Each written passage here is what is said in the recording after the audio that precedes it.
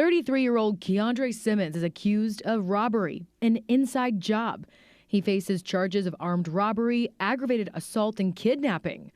According to these court documents, Simmons called out of work at the Shake Shack at Kierland Commons around midnight on August 3rd, but showed up later that morning wearing a disguise and a black face mask. An employee told police he heard the delivery bell at the back of the store and opened up.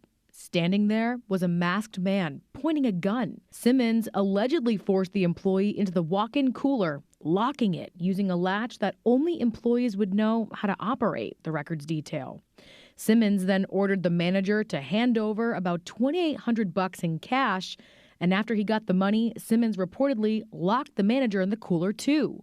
Records say in those moments the employees tried to make a run for it. But Simmons came back, threatening them with the gun for a second time, rushing those employees into the office, destroying their phones, and then taking off. Kierland security and the employees led police to Simmons 2 days later. And when asked why he did it, Simmons reportedly told police that he's going through a hard time and has children.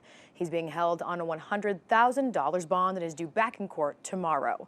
Reporting for Arizona's Family Tonight, I'm Stephanie Dupre.